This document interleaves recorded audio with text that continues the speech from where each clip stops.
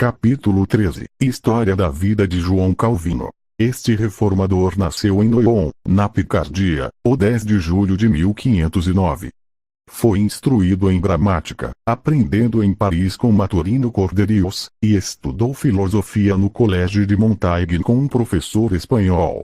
Seu pai, que descobriu muitos sinais de sua precoce piedade, particularmente nas repreensões que fazia dos vícios de seus companheiros, o designou primeiro para a igreja, e o apresentou 21 de maio de 1521 à capela de Notre-Dame de Gesine, na igreja de Lyon.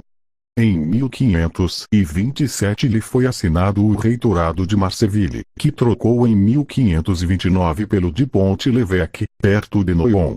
Seu pai mudou depois de pensamento, e quis que estudasse leis, ao qual Calvino consentiu bem disposto, porquanto, por sua leitura das Escrituras, tinha adquirido uma repugnância pelas superstições do papado, e se demitiu da capela de Gesine e do reitorado de Pont-l'Évêque em 1534. Fez grandes progressos nesta rama do conhecimento, e melhorou não menos em seu conhecimento da teologia com seus estudos privados. Em Bourges se aplicou ao estudo do grego, sob a direção do professor Vomar.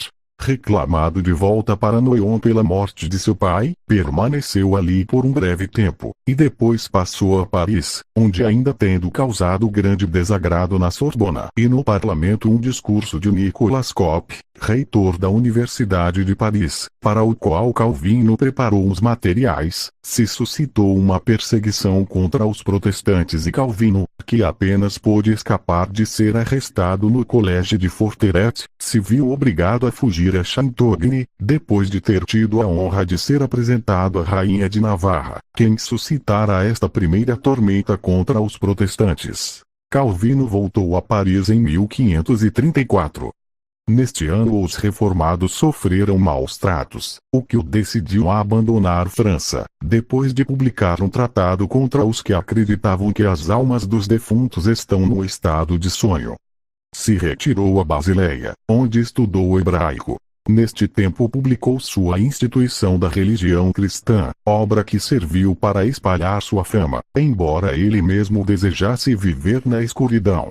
Está dedicada ao rei da França, Francisco, e a continuação, Calvino escreveu uma apologia pelos protestantes que estavam sendo queimados por sua religião na França.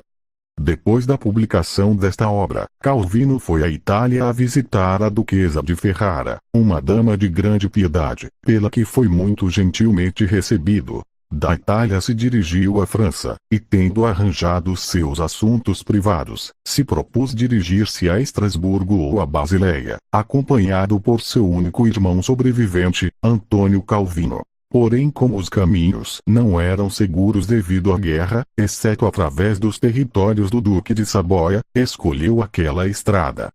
Este foi um direcionamento particular da providência, diz Bailly. Era seu destino que se instalasse em Genebra, e quando se mostrou disposto a ir além, viu-se detido como por uma ordem do céu, por assim dizê-lo. Em Genebra, Calvino se viu por isso obrigado a aceder à eleição que o consistório e os magistrados fizeram recair sobre sua pessoa, com o consentimento do povo, para que fosse um dos ministros e professor de teologia. Queria somente assumir este último ofício, e não o primeiro, mas no final se viu forçado a tomar ambos, em agosto de 1536. No ano seguinte, declaram a todo o povo, sob juramento, o assentimento deles a uma confissão de fé que continha uma renúncia ao papismo. Depois indicou que não poderia submeter-se a uma normativa que tinham estabelecido recentemente no cantão de Berna. Portanto, os síndicos da Genebra convocaram uma assembleia do povo, e se ordenou que Calvino, Farel e outro ministro abandonassem a cidade em poucos dias, por recusar administrar os sacramentos. Calvino se retirou a Estrasburgo, e estabeleceu ali uma igreja francesa, da qual foi seu primeiro-ministro. Também foi designado para ser professor de teologia. Enquanto isso, o povo da Genebra lhe rogou tão intensamente que voltasse com eles, que consentiu, e chegou 13 de setembro de 1541, com grande satisfação tanto do povo como dos magistrados. O primeiro que fez, após sua chegada, foi estabelecer uma forma de disciplina eclesiástica e uma jurisdição administrativa com o poder de infligir censuras e castigos canônicos, até incluir a excomunhão. Tem sido o regozijo tanto dos incrédulos como de alguns professos cristãos, quando querem lançar lodo sobre as opiniões de Calvino, referir-se a seu papel na morte de Miguel Servet. Esta tem sido a atitude que sempre adotam os que foram incapazes de refutar suas opiniões, como se fosse um argumento concluinte contra todo o seu sistema. Calvino queimou a Servet. Calvino queimou a Servet. É uma boa prova, para certa classe de arrazoadores, de que a doutrina da Trindade não é verdadeira, que a soberania divina é anti-escriturária, e que o cristianismo é uma falsidade. Não temos desejo algum de palliar nenhuma ação de Calvino que seja manifestamente errônea. Cremos que não se podem defender todas suas ações em relação com o desgraçado assunto de Servet. Porém deveríamos compreender que os verdadeiros princípios da tolerância religiosa eram muito pouco compreendidos em tempos de Calvino. Todos os outros reformadores que então viviam aprovaram a conduta de Calvino. Inclusive o gentil e amigável Melanchthon se expressou em relação a este tema da forma seguinte.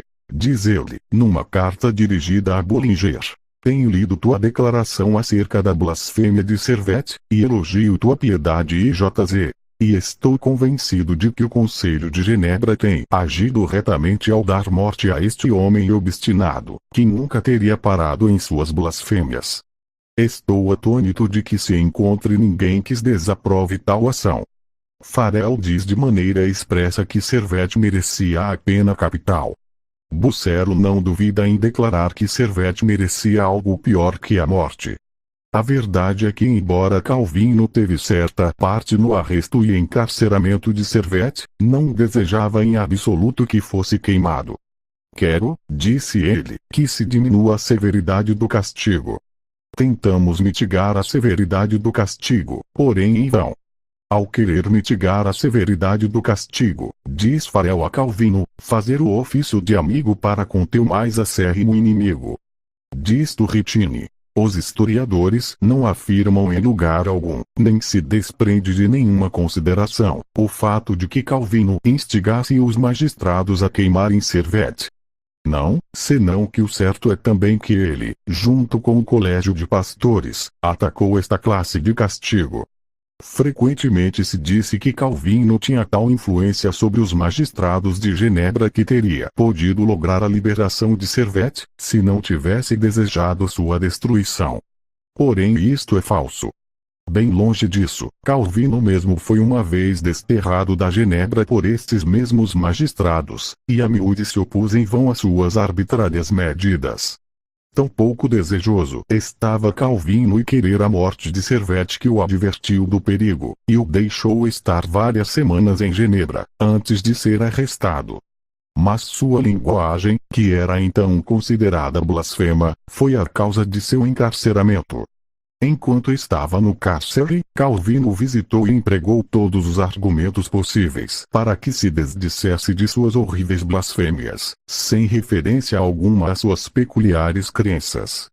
Esta foi toda a participação de Calvino neste infeliz acontecimento. Contudo, não se pode negar que neste caso Calvino agiu de forma contrária ao espírito benigno do Evangelho.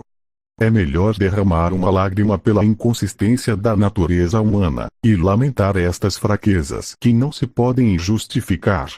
Ele declarou que tinha atuado em consciência, e em público justificou a ação. A opinião era que os princípios religiosos errôneos são puníveis pelo magistrado civil, e isto causou tantos males, fora da Genebra, na Transilvânia ou na Grã-Bretanha. E isto deve imputar-se, e não ao trinitarianismo, ou ao unitarismo. Depois da morte de Lutero, Calvino exerceu uma grande influência sobre os homens daquele notável período. Irradiou grande influência sobre a França, a Itália, a Alemanha, Holanda, Inglaterra e Escócia. Foram organizadas 2050 congregações reformadas que recebiam suas predicações de parte dele. Calvino, triunfante sobre seus inimigos, sentiu que a morte se aproximava. Porém seguir esforçando-se de todas as formas possíveis com energia juvenil.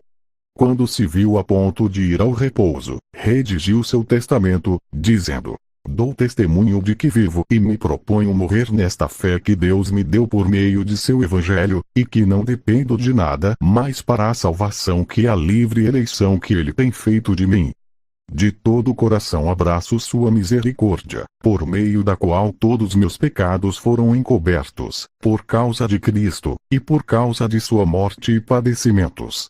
Segundo a medida da graça que me foi dada, tenho ensinado esta palavra pura e simples mediante sermões, ações e exposições desta Escritura. Em todas minhas batalhas com os inimigos da verdade não utilizei sofismas, senão que lutei o bom combate de maneira frontal e direta.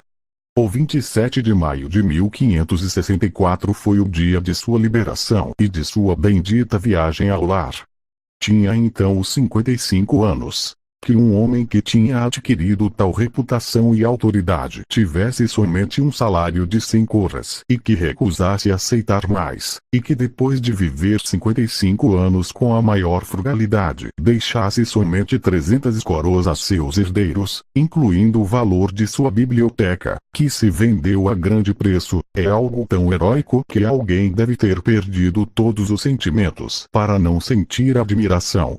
Quando Calvino abandonou Estrasburgo para voltar a Genebra, eles quiseram dar-lhe privilégios de cidadão livre de sua cidade e o salário de um prebendado, que tinha lhe sido assinado. Ele aceitou o primeiro, porém recusou rotundamente o segundo.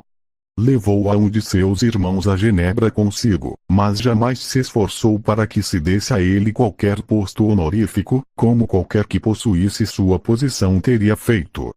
Desde logo, cuidou da honra da família de seu irmão, conseguindo a liberdade de uma mulher adúltera, e conseguindo licença para que pudesse voltar a casar-se. Mas inclusive seus inimigos contam que lhe fez aprender o ofício de encadernador de livros, no qual seu irmão trabalhou toda a sua vida. Calvino, como amigo da liberdade civil. O reverendo Dr. Wisner disse, em seu recente discurso em Plymouth, no aniversário da chegada dos padres peregrinos: por muito que o nome de Calvino tenha sido escarnecido e carregado de vitupério por muitos dos filhos da liberdade, não há proposição histórica mais susceptível e uma demonstração plena que esta, que não viveu ninguém a quem o mundo deva mais pela liberdade de que goza, que João Calvino.